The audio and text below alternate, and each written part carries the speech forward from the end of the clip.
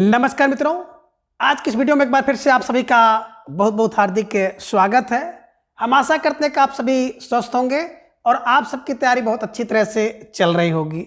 मित्रों, आज की इस वीडियो में हम हिंदी व्याकरण प्रश्नोत्तरी भाग 4 के अंतर्गत विगत परीक्षा में पूछे गए जितनी भी लोकोक्तियां हैं तो उन सभी लोकोक्तियों को व्याख्यात्मक तरीके से हल करेंगे और उन्हें ट्रिक की सहायता से याद करने का भी प्रयास करेंगे। तो जैसा कि स्क्रीन पर आप देख पा रहे हैं, प्रश्न संख्या 1 है कि जैसी करनी वैसी भरनी का अर्थ है। कहने का आशय यह है कि जैसी करनी वैसी भरनी, इस लोकोक्ति का क्या अर्थ है। विकल्प ए कह रहे हैं कि कार्य के अनुसार परिणाम मिलता है। विकल्प बी, जो जितना उधार लेता है उससे उतना ही लौटाना पड़ता है। विकल्प सी है, बुरे काम का बुरा परिणाम होता है। और विकल्प डी है, अच्छा फल चाहने वाले को बुरे काम छोड़ देना चाहिए।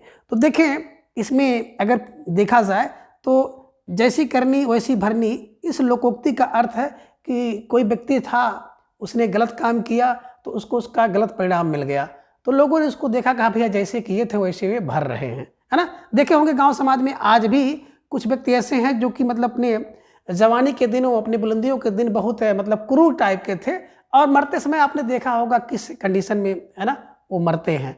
तो उसको देख करके व्यक्ति वही कहता है कि जैसी करनी वैसी भरनी, है ना। यानी कि विकल्प ये, कार्य के अनुसार परिणाम मिलता है, ठीक है ना। तो प्रश्न संख्या 1 का विकल्प ए, कार्य के अनुसार परिणाम मिलता है, इज राइट आंसर, ठीक है। प्रश्न संख्या 2 है कि चमड़ी जाए पर दमड़ी ना जाए का अर्थ है। कहने का आशय है कि चमड़ी जाए पर दमड़ी ना जाए, इस लोकोक्ति का क्या अर्थ है। विकल्प ए है कि पैसा ही माँ बाप होना। विकल्प बी है अत्यधिक कंजूस होना। विकल्प सी है मक्खी चूस होना। और विकल्प डी है कि मर जाए पर पैसा ना जाए।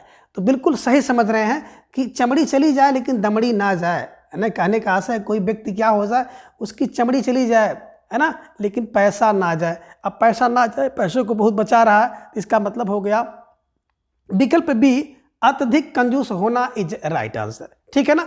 तो चमड़ी जाए पर दमड़ी ना जाए का अर्थ हो गया अत्यधिक कंजूस होना।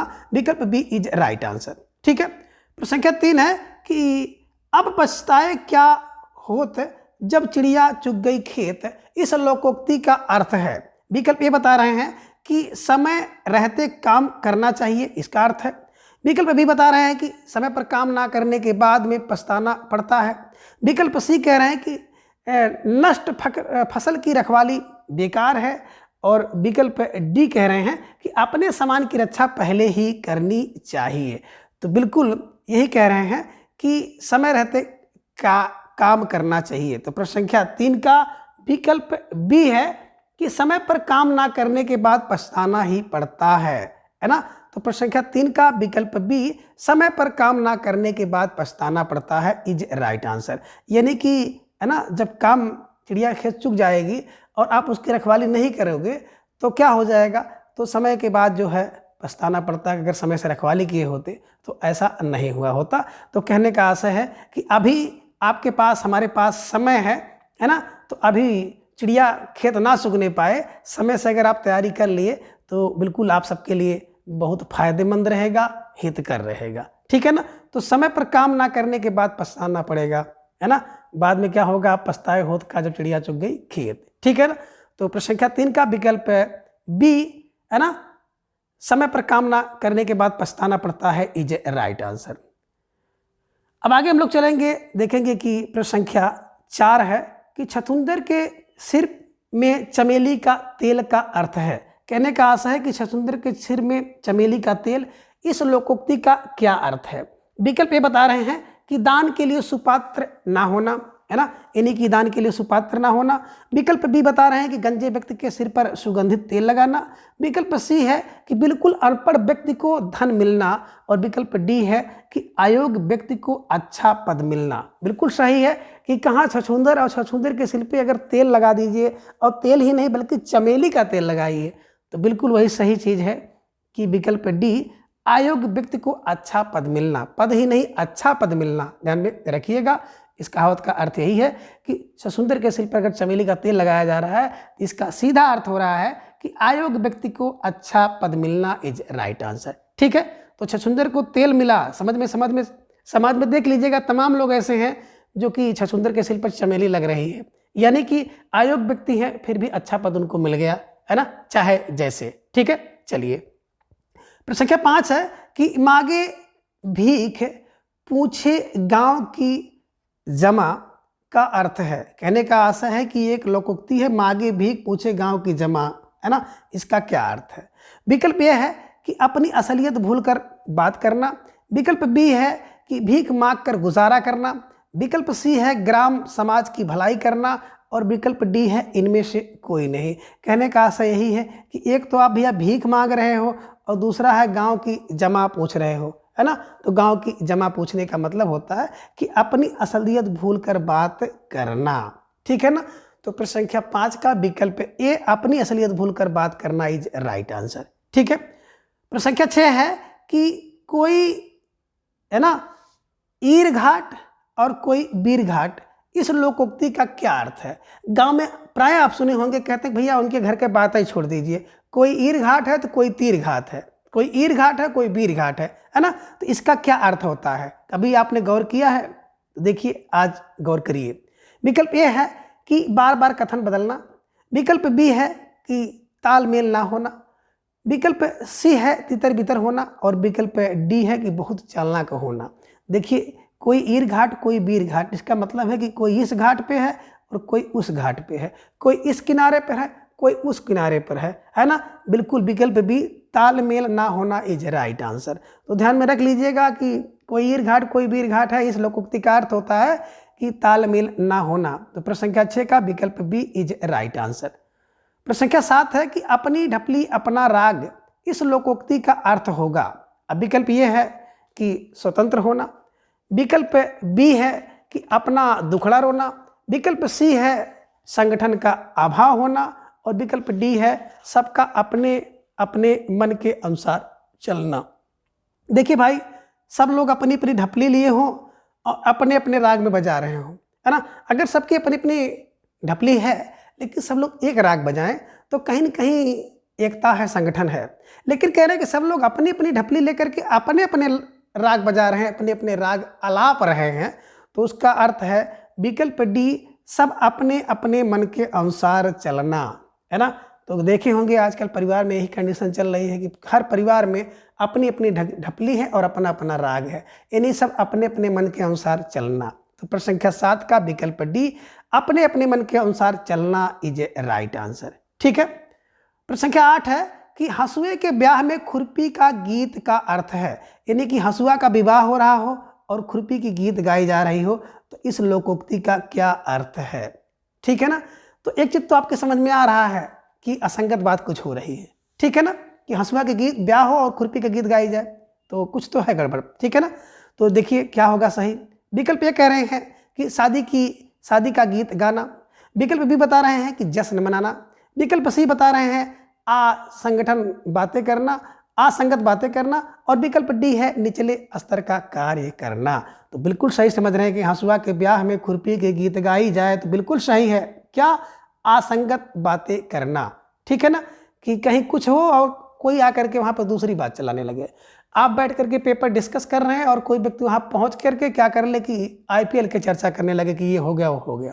ठीक है ना, तो वही भैया वहाँ पे पेपर डिस्कस हो रहा है और वहाँ पर आकर के IPL की चर्चा कर रहे हैं, तो यानी कि असंगत बातें करना। ठीक है, तो प्रश्न संख्या 8 का विकल्प सी असंगत बातें करना इज राइट आंसर। ठीक है, प्रश्न संख्या 9 है कि जाके पाँव ना फटे भिवाई सो क्या जाने पीर पराई। इसका अर्थ है यानी कि जिसके पैर में कभी पीर ना हो, दर्द ना हो, वो क्या पीरा जानेगा। ठीक है ना, इस लोकोक्ति का अर्थ है।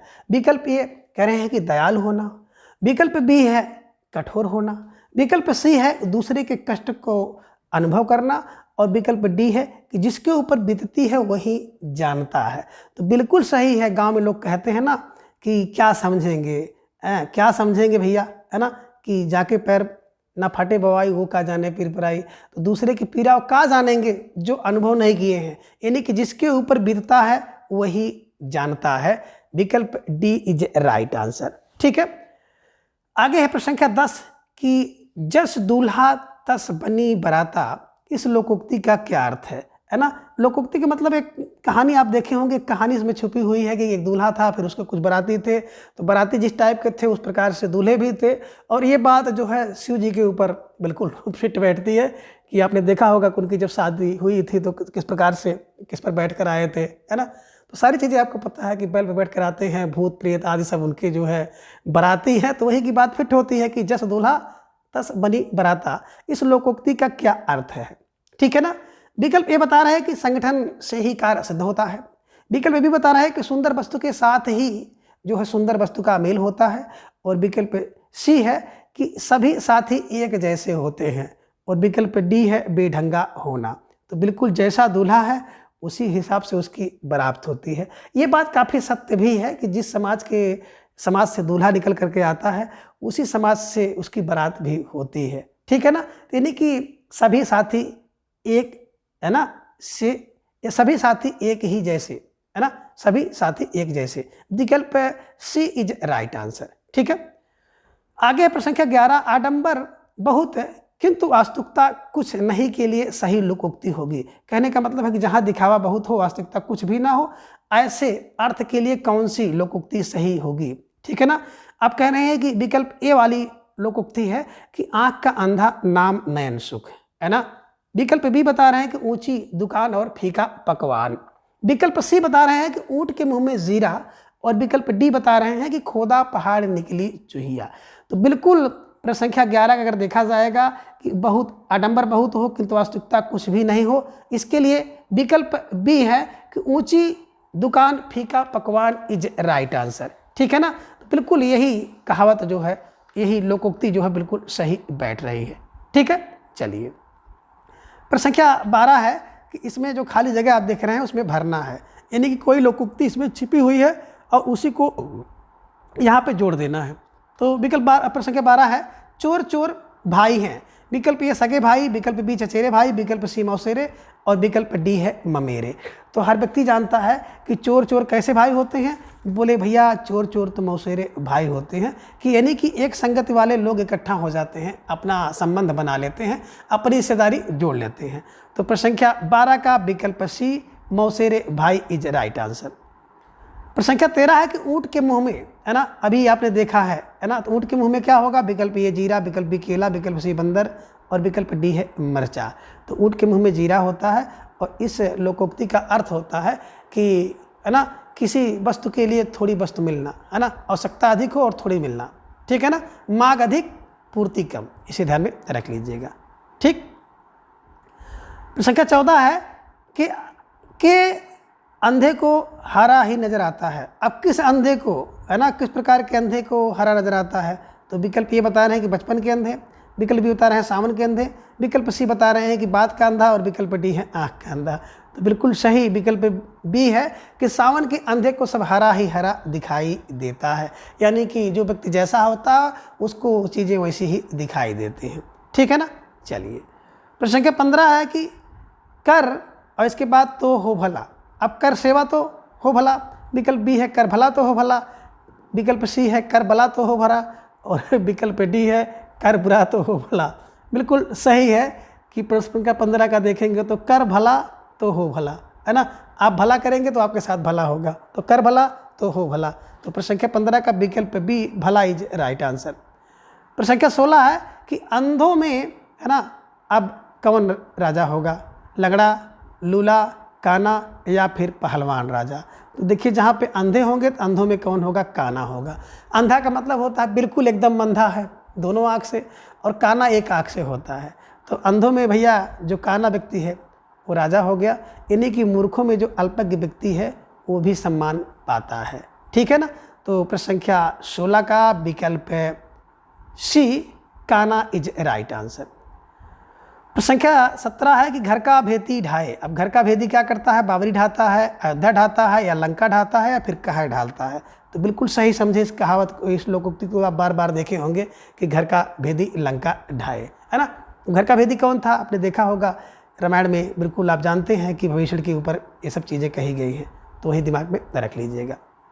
प्रश्न संख्या 18 है, नाच ना जाने फिर क्या टेढ़ा हो जा रहा है।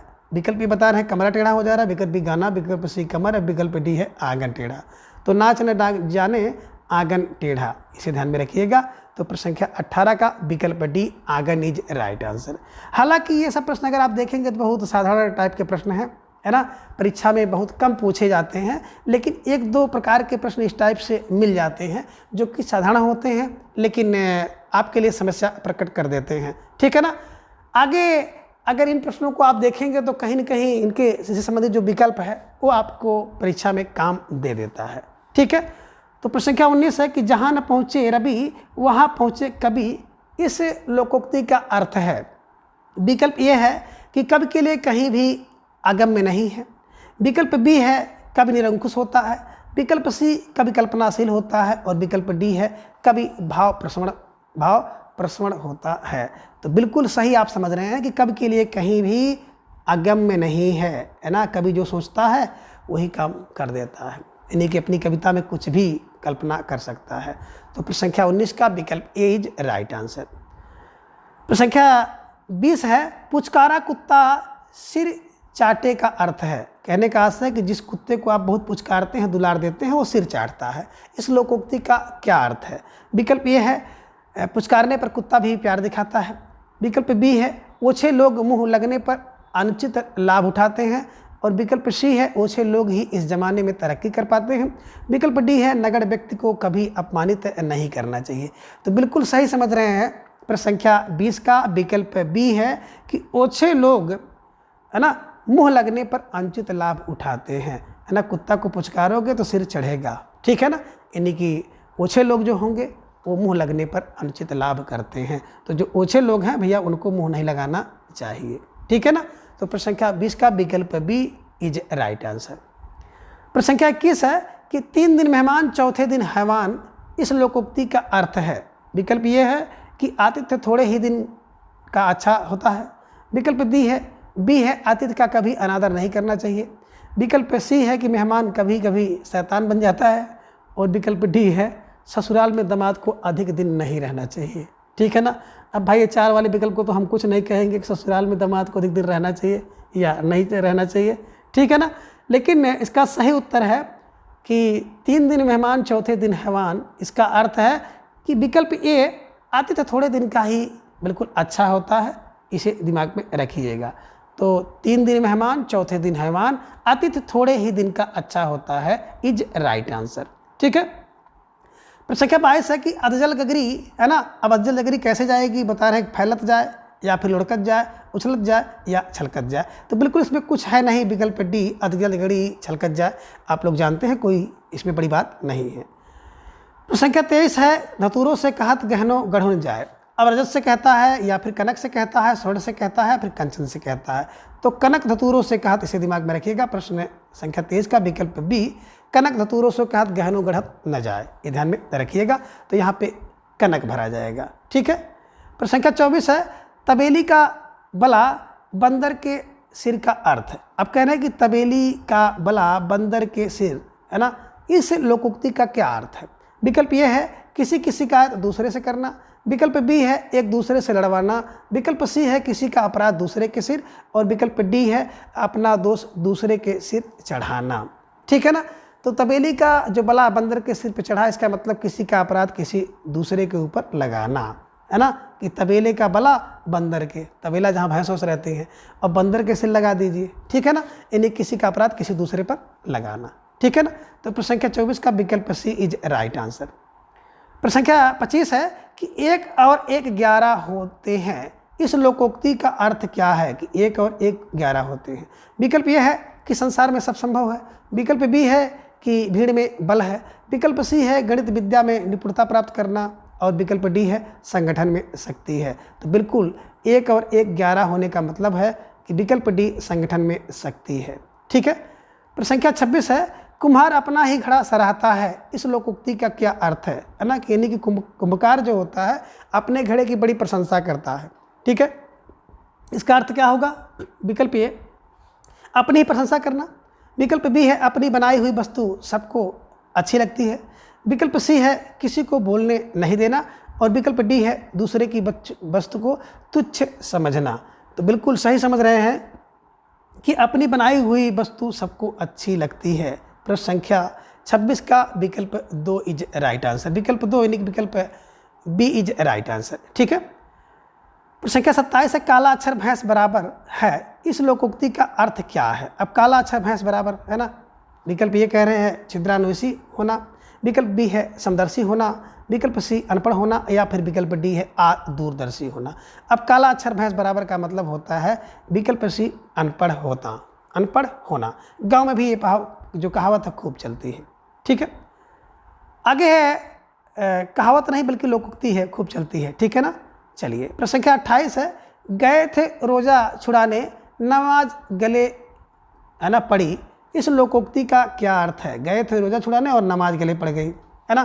तो विकल्प ए कह रहे हैं कि मुश्किलें पड़ना, विकल्प बी है कष्ट पहुंचना, विकल्प सी है गरीब हो जाना, और विकल्प डी है उपकार करने के बदले स्वयं दुख भोगना। तो प्रश्न संख्या 28 का बिल्कुल सही है विकल्प डी इज राइट आंसर, कि गए थे रोजा छुड़ाने और नमाज गले पड़ गई, यानी कि उपकार करने के बदले स्वयं को दुख भोगना पड़ा। ठीक है।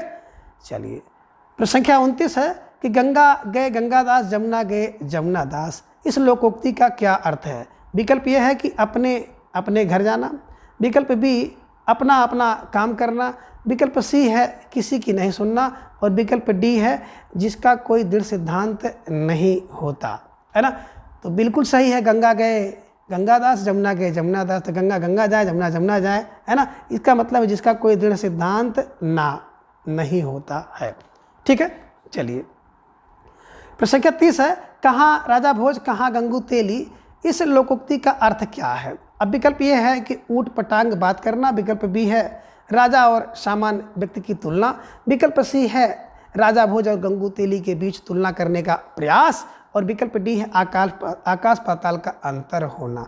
तो बिल्कुल प्रश्न संख्या 30 का विकल्प डी आकाश पाताल का अंतर होना इज राइट आंसर। ठीक है। प्रश्न संख्या 31 है कि काठ की हाड़ी बार बार नहीं चढ़ती है ना, काठ की हाड़ी बार बार नहीं चढ़ती है, विकल्प इस लोकोक्ति का अर्थ क्या होगा। विकल्प यह है कि बुरे दिन हमेशा नहीं रहते, विकल्प बी है कि लकड़ी का बर्तन अग्नि से जल सकता है, और विकल्प सी है कि छल कपट का व्यवहार हमेशा नहीं चलता है, और विकल्प डी है दुर्भाग्य की मार बार बार नहीं होती है। देखिए भाई काठ की जो हाड़ी है वो बार बार नहीं चढ़ती है, इसका मतलब है कि एक बार अगर आपने किसी को धोखा दे करके ठग करके क्या किया कि काठ की हाड़ी बेच दिया तो एक ही बार बिकेगी, दोबारा नहीं बिकेगी, यानी कि छल कपट का व्यवहार हमेशा नहीं चलता है। तो प्रश्न संख्या 31 का विकल्प सी छल कपट का व्यवहार हमेशा नहीं चलता है इज राइट आंसर। प्रश्न संख्या 32 है कि टूट चाप नहीं जुड़े रिसाने, टूट चाप नहीं जुड़े रिसाने, टूट माने टूट गई, चाप माने धनुष नहीं जुड़ती है, ना जुड़ने पर क्या होता है, रिसाने माने क्रोध प्रकट करना, गुस्सा प्रकट करना। ठीक है ना। इस लोकोक्ति का अर्थ है। अब विकल्प ये कह रहे हैं कि टूटा धनुष क्रोध करने से नहीं जुड़ता है, विकल्प बी है कि चिंता छोड़ो सुख से जियो, विकल्प सी है नुकसान के लिए परेशान नहीं होना चाहिए, और विकल्प डी है नुकसान हो जाने पर क्रोध व्यर्थ है। ठीक है ना। तो बिल्कुल 32 वाली बात वही है कि 32 डी क्या है कि नुकसान हो जाने पर क्रोध करना व्यर्थ है। अगर कोई नुकसान हो जाए तो उस पर क्रोध करो, व्यर्थ है। ठीक है।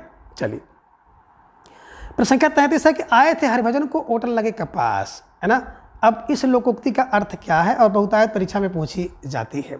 विकल्प यह है कि हरिभक्ति का मार्ग कठिन होता है, विकल्प बी है उद्देश्य की प्राप्ति में असफल होना, विकल्प सी है किसी कार्य विशेष की उपेक्षा कर किसी अन्य कार्य में लग जाना, और विकल्प डी है ईश्वर भक्ति को छोड़ करके व्यापार में लग जाना। तो बिल्कुल सही समझ रहे हैं कि आए थे हरिभजन यानी कि किसी विशेष काम के लिए आए थे, और क्या किए ओटन लगे कपास यानी किसी विशेष काम के लिए आप आए थे, किसी अन्य कार्य में लग गए, है ना। देखिए भाई गांव घर समाज से ढेर सारे बच्चे और बच्चियां जो हैं इलाहाबाद तैयारी करने के लिए जाते हैं, विशेष परीक्षा के लिए जाते हैं, और वहां जाने पर बिल्कुल भटक जाते हैं। ठीक है ना। तो ये सब चीज़ें ध्यान में रखना चाहिए कि आप आए हैं हरिभजन करने के लिए, कपास ओटने के लिए नहीं आए हैं। आपका जो लक्ष्य है ना, जो बड़ी से बड़ी परीक्षा को क्रैक करना, है ना, उसमें अपना सिलेक्शन लेना, ना कि अन्य गतिविधियों में लग जाओ। कुछ लोग चुनाव में लगने लगते हैं, कुछ लोग छात्र संघ के नेता बन जाते हैं, तो ये सब चीज़ें नहीं होनी चाहिए। तो आए थे हरिभजन को ओटन लगे अब कपास, इसका अर्थ है किसी है ना, कार्य विशेष की उपेक्षा कर किसी अन्य कार्य में लग जाना। ठीक है। प्रश्न संख्या 34 है कि अंधा पावे आंखें तो पतियाए का अर्थ है ना। अंधा पाए आंखें तो पतियाए, इस लोकोक्ति का अर्थ क्या है ना। विकल्प ये कह रहे हैं कि सबसे मूल्यवान वस्तु प्राप्त करके प्रसन्न होना। विकल्प बी है अभिष्ट की प्राप्ति होने पर विश्वास, है ना, विश्वास का जमना। और विकल्प सी है असंभव की चाह होना। और विकल्प डी है असंभव को संभव कर दिखाना।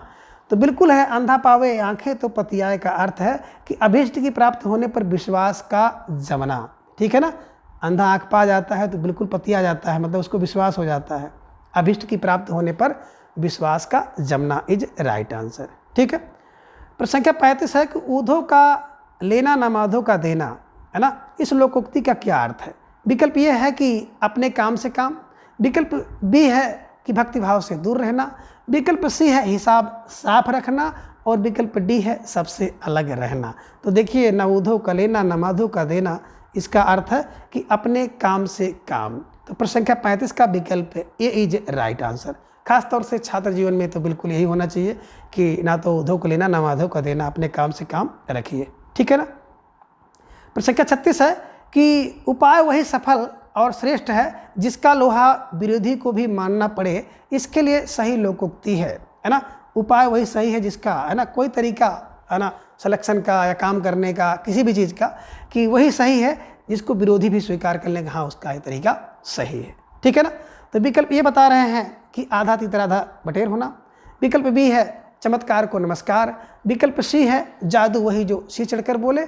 और विकल्प डी है इनमें से कोई नहीं। अगर विरोधी लोहा मान रहे हैं तो इसका सीधा मतलब है कि जादू चल गया, है ना। विकल्प सी हो गया कि जादू वही जो सिर चढ़कर बोले इज राइट आंसर। ठीक है। प्रश्न संख्या 37 है कि यह प्रेम का पंथ कराल महा के लिए सही लोकोक्ति है ना।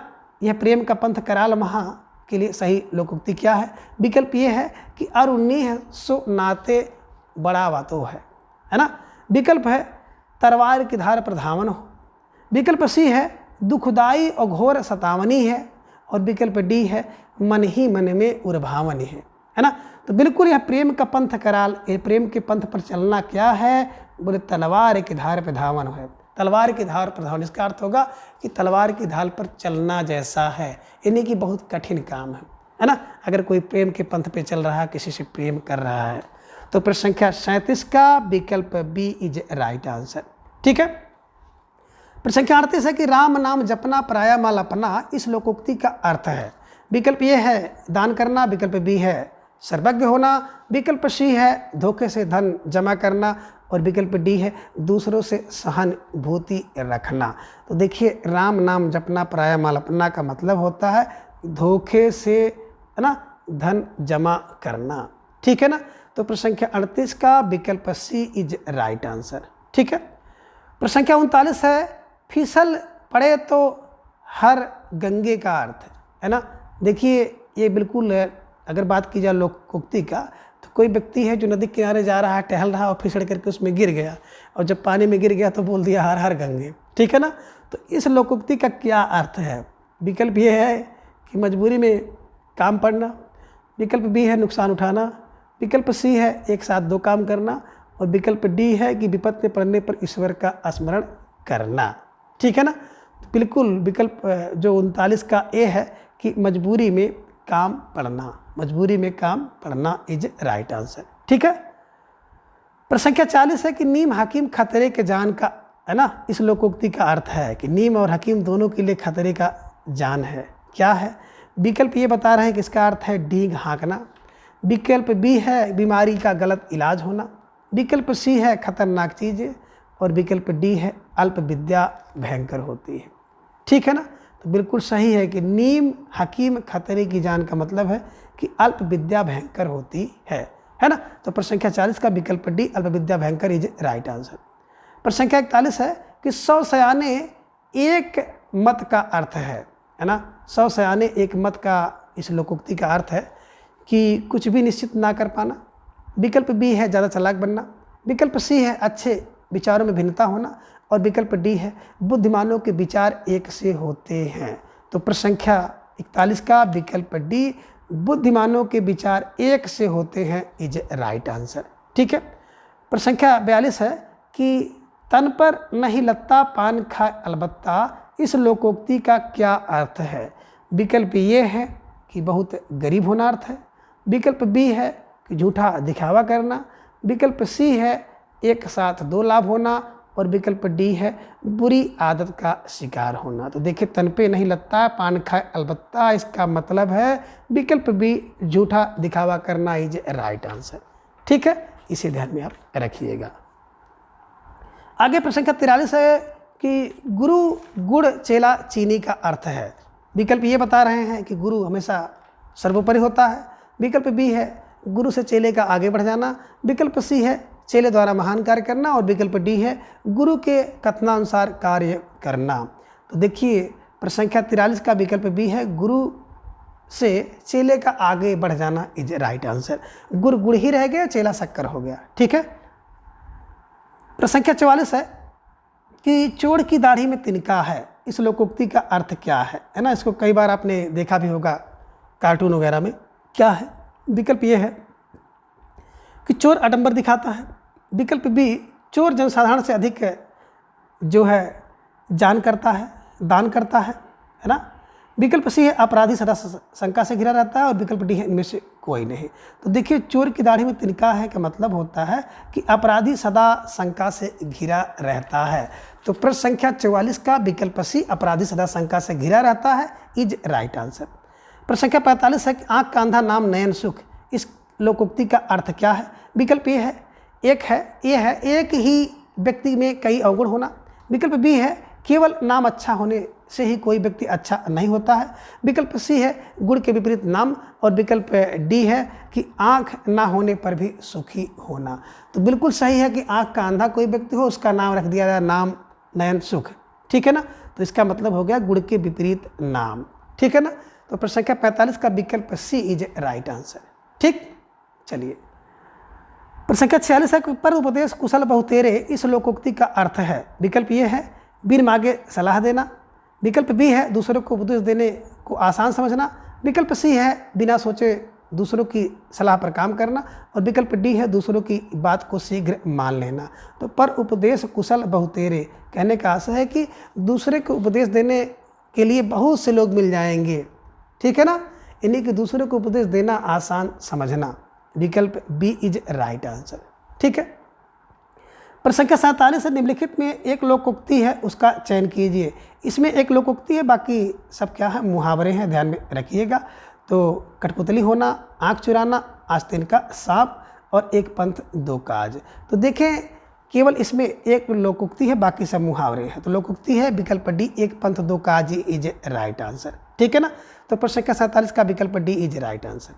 प्रश्न संख्या 48 है कि आम गुठलियों के दाम, इस लोकोक्ति का अर्थ है। विकल्प ये है मनमानी करना, विकल्प बी है नकली वस्तु देना, विकल्प सी है दोहरा लाभ, और विकल्प डी है बहुत चतुर व्यापारी बनना। तो बिल्कुल सही समझ रहे हैं कि आम का आम मिल गया और गुठली के दाम मिल गए, इसका मतलब विकल्प सी दोहरा लाभ इज राइट आंसर। ठीक है।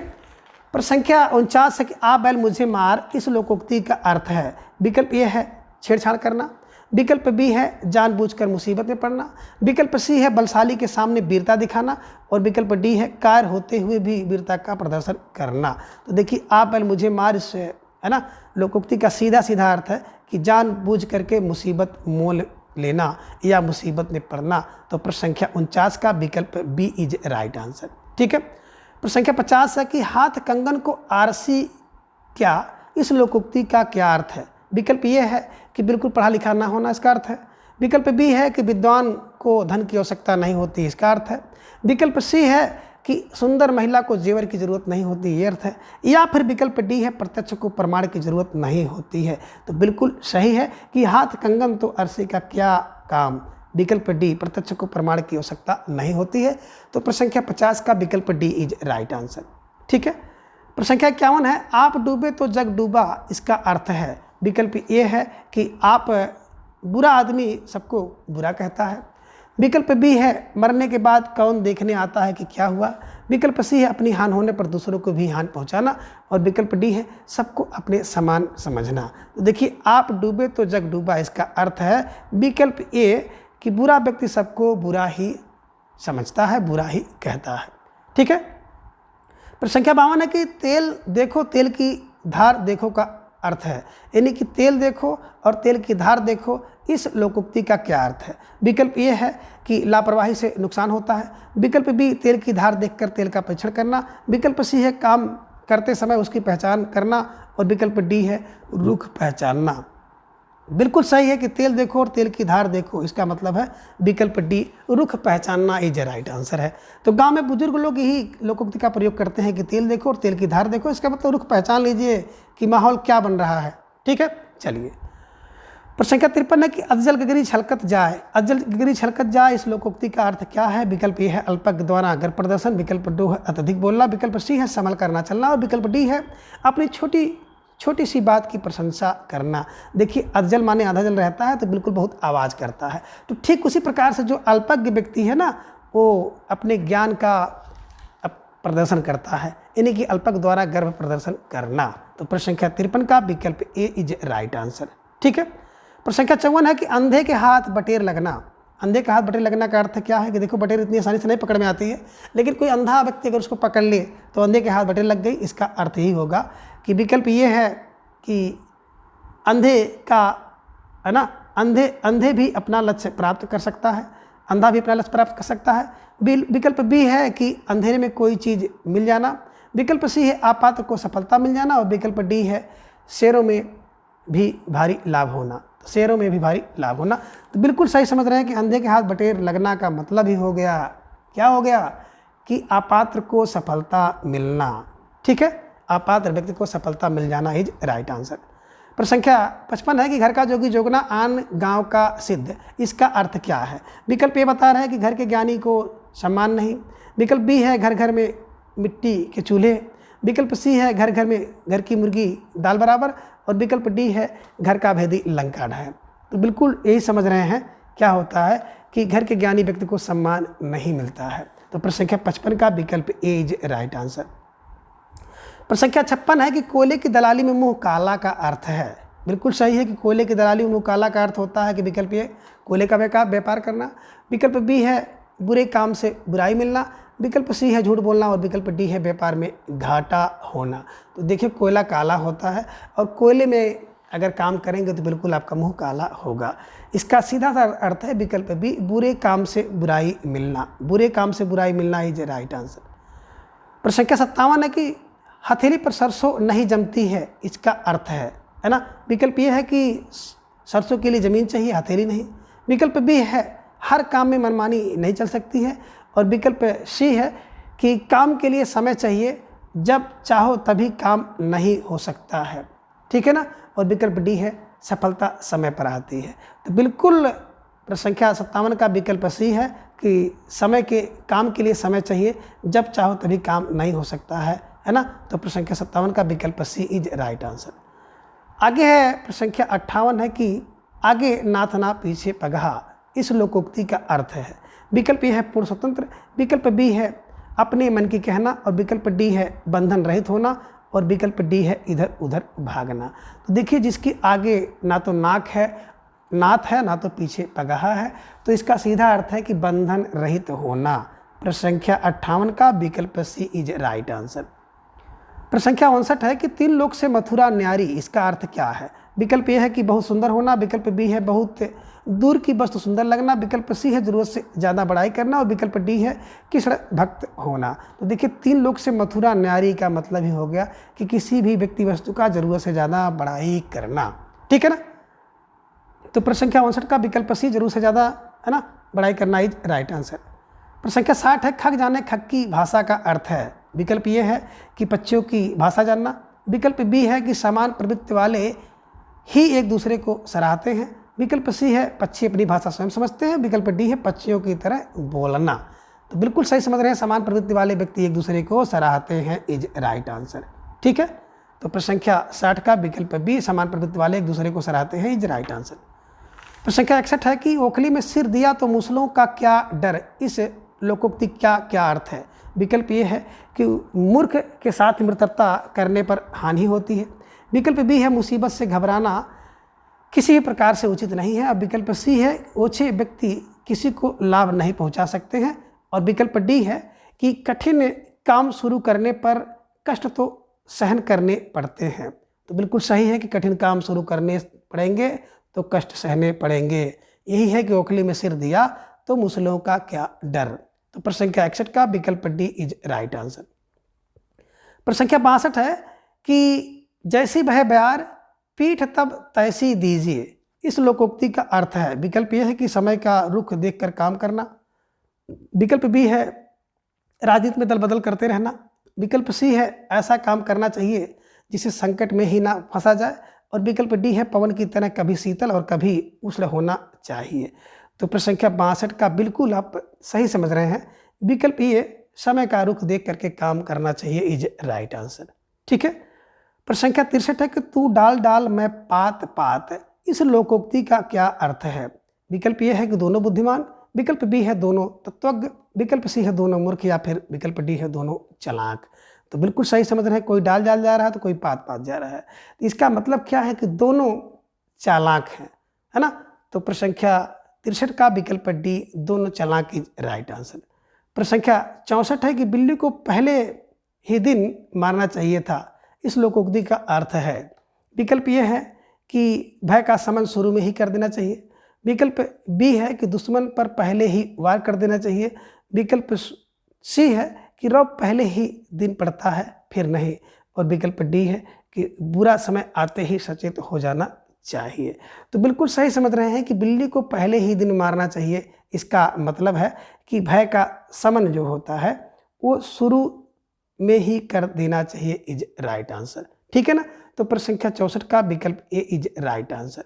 आगे है प्रश्न संख्या 65 है कि सिर सहलाए भेजा खाए का अर्थ है ना। तो कहने का आशा है कि इस लोकोक्ति का अर्थ क्या होगा। विकल्प ए है कि एकदम निकट आकर शोरगुल करना, विकल्प बी है किसी के सिर पर सवार हो जाना, विकल्प सी है दोस्त बनकर हानि पहुंचाना, और विकल्प डी है कि चापलूसों को कहने को करना। तो बिल्कुल सही समझ रहे हैं कि क्या है कि सिर सहलाए भेजा खाना का मतलब होता है दोस्त बनकर हानि पहुंचाना इज राइट आंसर। ठीक है ना। तो 65 का विकल्प सी इज राइट आंसर। प्रश्न संख्या 66 है कि एक अनार 100 बीमार। इस लोकोक्ति का क्या अर्थ है? विकल्प ये बता रहे हैं कि एक वैद्य अनेक बीमार, विकल्प बी है कि किसी वस्तु की पूर्ति कम किंतु मांग अधिक हो, विकल्प सी है कि महामारी के दिनों दवाओं की कमी है, और विकल्प डी है किसी वस्तु की आपूर्ति समाप्त हो जाना। तो एक अनार 100 बीमार, इसका मतलब ही हो गया कि किसी वस्तु की पूर्ति कम है किंतु मांग ज़्यादा है। तो प्रश्न संख्या 66 का विकल्प बी किसी वस्तु की पूर्ति कम किंतु मांग ज़्यादा इज राइट आंसर। ठीक है।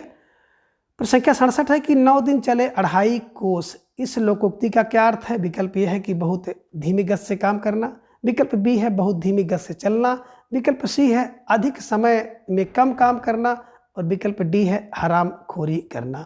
तो बिल्कुल सही समझ रहे हैं कि 9 दिन चले 2.5 कोस, इसका मतलब है कि बहुत धीमी गति से काम करना इज राइट आंसर। ठीक है।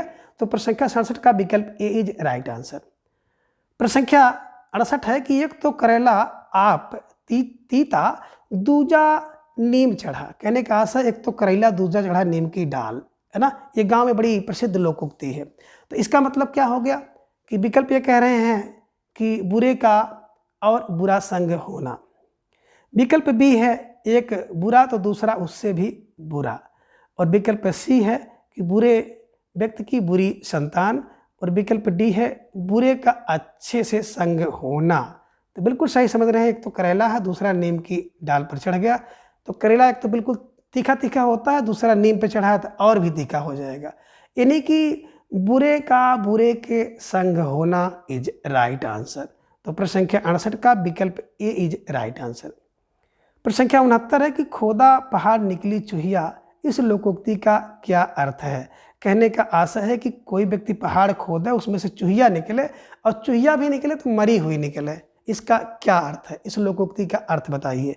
तो विकल्प ये है कि कम परिश्रम करके बहुत मिलना, विकल्प बी है कि अधिक परिश्रम और फल कम, विकल्प सी है कि परिश्रम के बिना ही फल मिल जाना, और विकल्प डी है परिश्रम करने पर कुछ ना मिलना। तो बिल्कुल खोदा पहाड़ निकली चूहिया, इसका मतलब है कि परिश्रम अधिक और फल कम। तो प्रश्न संख्या 69 का विकल्प बी अधिक परिश्रम और फल कम इज राइट आंसर। ठीक है। प्रश्न संख्या 70 है कि निम्नलिखित कहावत का सही अर्थ बताइए। तो कहावत है कि चूहे के दाम चाम से नगाड़े नहीं मढ़े जाते हैं। इस कहावत का, इस लोकोक्ति का क्या अर्थ है? अब बता रहे हैं। विकल्प ए है कि कंजूसी करना, विकल्प बी है सीमित साधनों से काम चलाना, विकल्प डी है छोटे होकर बड़ा काम करना, और विकल्प डी है कि सीमित साधनों से बड़े काम नहीं होते। तो बिल्कुल सही समझ रहे हैं कि चूहे के चाम से नगाड़ा नहीं मढ़े जाते। इस लोकोक्ति का सीधा अर्थ है विकल्प डी कि सीमित साधनों से बड़े काम नहीं होते हैं। ये विकल्प इज राइट आंसर। तो इस प्रकार से आप इन सभी लोकोक्तियों को आसानी से याद कर सकते हैं, और इससे संबंधित जो महत्वपूर्ण तथ्य हैं उसे ट्रिक की सहायता से भी आप बिल्कुल समझ सकते हैं। तो आज की इस वीडियो में बस इतना। अगली वीडियो में फिर हम इसी तरह से किसी एक नए टॉपिक के साथ उपस्थित होंगे। तब तक के लिए धन्यवाद, नमस्कार, बाय।